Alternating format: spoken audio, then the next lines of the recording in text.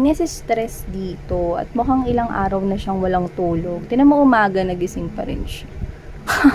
Umaga na pero gising pa rin siya. Oh. Alam mo, bird is a symbol of messages coming from the universe na pero hindi siya nakikinig. Tingnan mo. See?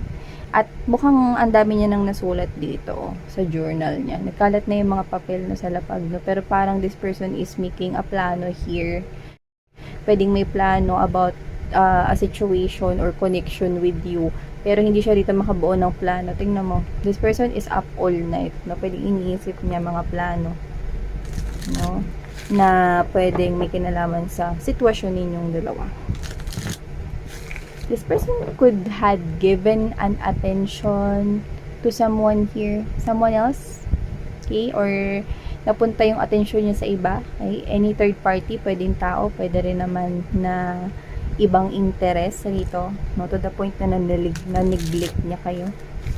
This person, akala niya may tagumpay doon sa kung saan man yung napukaw ng kanyang interest, or akala niya may tagumpay doon sa third party na someone else na yun. Please just take how this resonates. Pero yun yung nakikita natin dito. Pero ang totoo, ikaw ang nagtatagumpay dito. Queen of Coins energy. Wow! Sino ka dyan? Let's see. I love the message, no?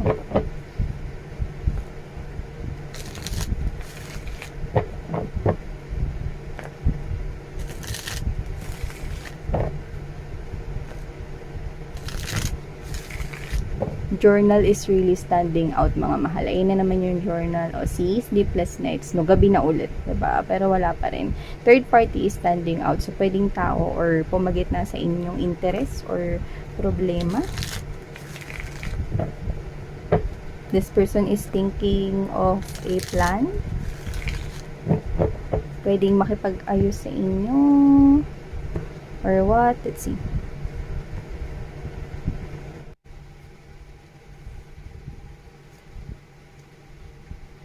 No, someone's watching you build connections with other people or parang mag-build ng legacy or matibay na pundasyon sa buhay mo. Someone here is watching that.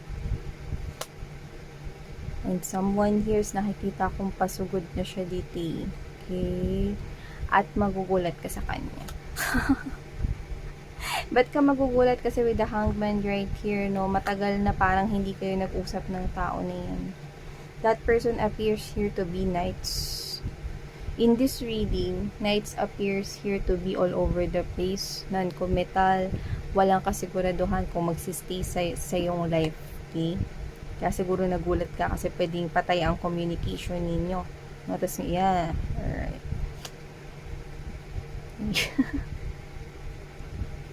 Cute. Okay. Oh. I can see involvement of other people here that will bring more confusion to the situation. So, bago natin simulan ng reading ninyo, collective reminders na hindi ito para sa lahat, kaya naman piliin mo lamang yung mga mensaheng para sa'yo. At kung feel mo na reading na tayo for you, then this reading might be ready for you. So, wala tayong gender dito, no? At timeless din ito. So nakikita ko dito mga babes, no, meron tayo rito someone here who is watching you grow, connecting with other people. So this person could be somewhat may mga balita about you, no, sa mga growth mo rito, especially, no, sa larangan ng iyong career, business at kaperahan. No? So maganda nakikita. Parang, alam mo, sa nakukuha ko rito, ikaw to ay yung malapit sa board, no, kung saan mga babes, no, ikaw dyan yung parang nagdi-discuss, no. It looks like meron ka ditong na-achieve na magandang posisyon, no? Pwedeng you're attracting here as well opportunities when it comes to your money. Kasi mas malaki na sa mukha mo yung mga pentacles. These are the symbols of coins. So, ibig sabihin, pwedeng nilaan mo yung oras at effort mo, no, sa pagtatrabaho, sa work mo. No, nakikita ko dito na sa stability mo, no, gumaganda, no, umaayos yung buhay mo. Because 3 of Coins is someone here building a pundasyon Okay, para sa kanyang sarili, sa future niya in terms of money and finances.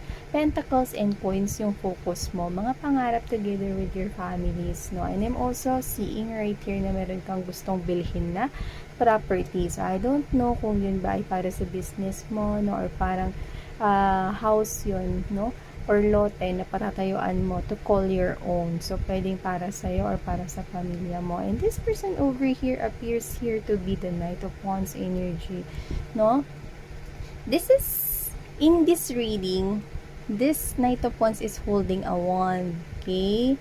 And that is a fake wand of the magician in this reading, okay? In this reading of yours, okay?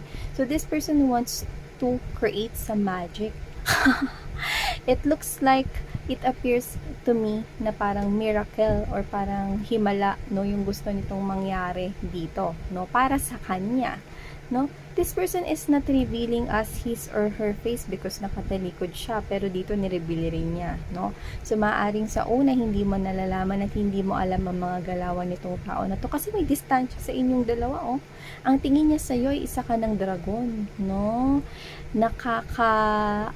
Nakakasindak ang iyong energy. Hindi siya basta makalapit sa iyo sapagkat ikaw ay matayog na rito, no. Pwedeng healed ka na rin kasi, or ikaw to, no, na mataas na rin kasi yung naabot mo sa buhay mo, no. So pwedeng matagal na talaga kayong hindi nagko-communicate nitong tao na to para ikagulat niya ang laki ng mga pagbabago sa buhay mo, no. So pwedeng mga babes, no, hindi niya akalain na ikaw ay magiging ganyan kagaling, or hindi niya akalain na magiging kanyang ganyan katayog, no, sa iyong buhay, sa iyong katayuan sa buhay, no. Kaya nakikita kong gagawa ng action nitong tao na to, nakikita ko siyang rushing in with the Knight of Swords energy, no, pero Knight pa rin. So nakikita ko dito, this person could be younger than you by age. It could be para sa iba sa inyo.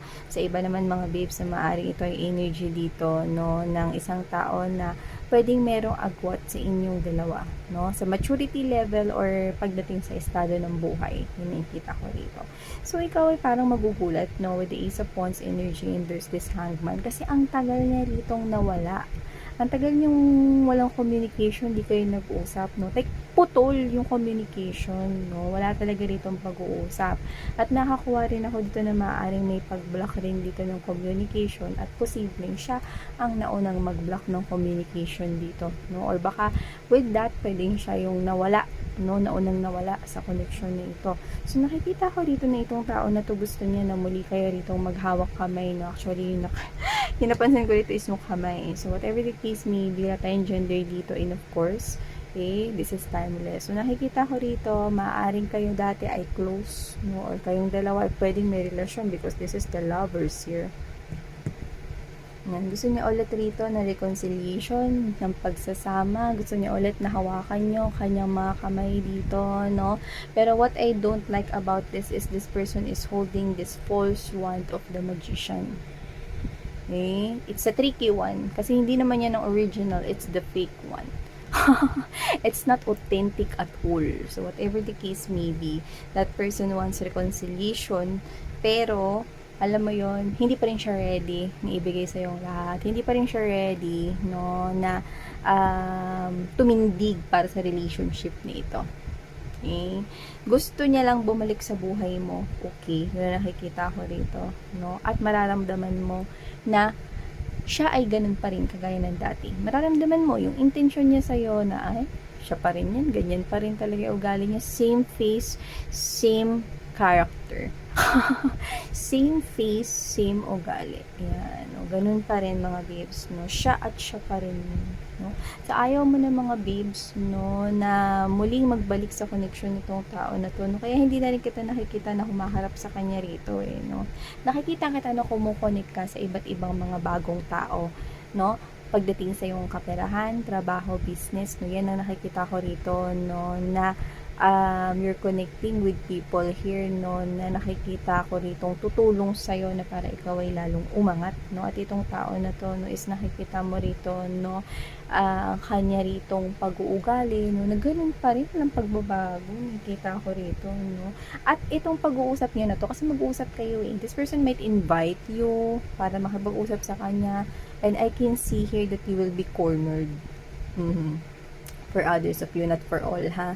Yung iba kasi mako-corner kayo, like to the point na, yung mahihiya kayo. Kunyari, you're together with your coworker, no, pauwi na kayo, palabas na kayo ng, sabihin natin, ng company ninyo, ng building kung saan ka nagtatrabaho, no, na company, no, and then ko-corner ka niya, no, wherein yung mahihiya ka, no, na parang tanggihan siya, or supladahan siya, or supladuhan siya sa harap ng mga coworker mo, for others of you.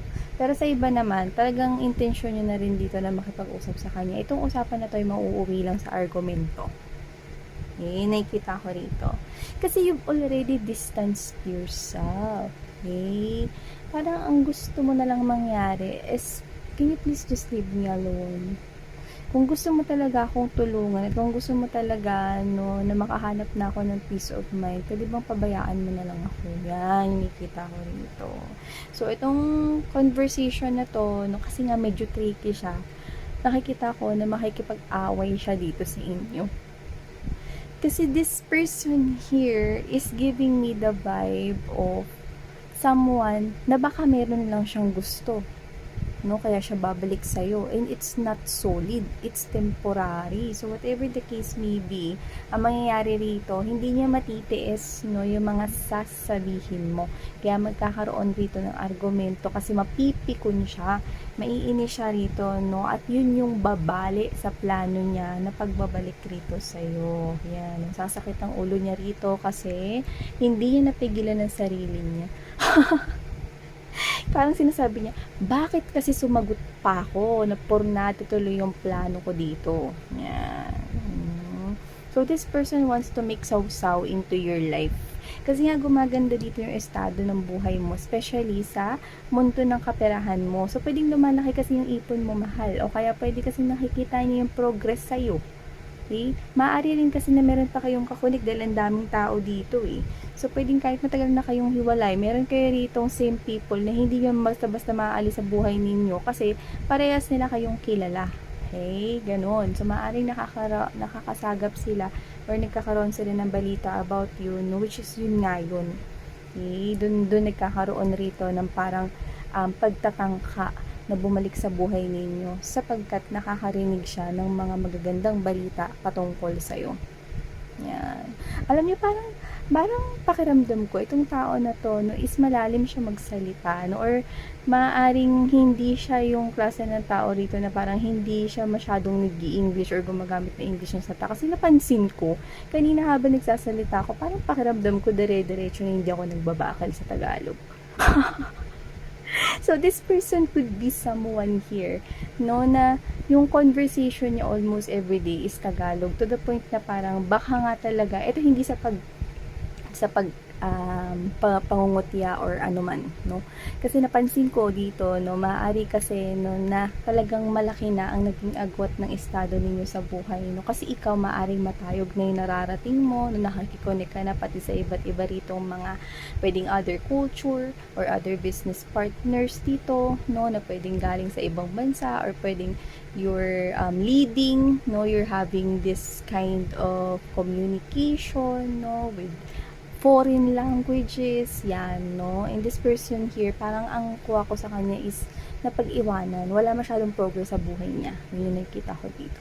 So, whatever the case may be, hindi niya kinaya rito. Kasi, I think hindi rin naman maganda yung intention niya rito sa inyo. So, in short, parang it's a blessing in disguise, no? Na nung nagalit kayo sa usapan na to, sa argumento na ito, no, pinatulan niya rin kayo dito, nasira tuloy yung plano niya. With this Four of Cups energy, no? And alam mo yun, gagatungan pa ng iba't ibang mga tao surrounding him or her, no? Kasi naman ikaw pre, kasalanan mo dapat pinigilan mo kasi yung galit mo kala namin makikipagbati ka na kay collective ayan, parang alam mo yun, this person here is not telling other people around him or her the truth. Na hindi naman kasi siya seryoso sa pakikipagbalikan sa iyo o pakikipag-ayos sa iyo, no? And these people right here, nakadagdag pa itong mga to sa mga isipin niya. parang siya sa isip niya, pwede ba na kayo makidagdag? Problema na nga ako dito, hindi ko na nga alam yung gagawin ko. This brings confusion. Ano pa yung mga gagawin niya rito? Tanong mo, di niya na ano kung saan siya pupunta dito. O, diba? messy. Ganun talaga, no? It's a blessing in disguise kapag ka ang mga tao ay hindi natutuloy. Lalo na kung ang kanilang mga balak ay pangit. Or syongit. Yan. So, it's a blessing in disguise right here, no? Na hindi niya napigilan yung galit niya at kayo ay rito, no? Sumagot pa siya. No? Nagkaroon ng napagtatalo dito, di mas lalo lang lumawak ang distansya ninyo sa isa't isa. Yeah. So, collective. Ito ang mga nakuha nating mensahe for you guys. Sana ngayon love and life. Annyeong!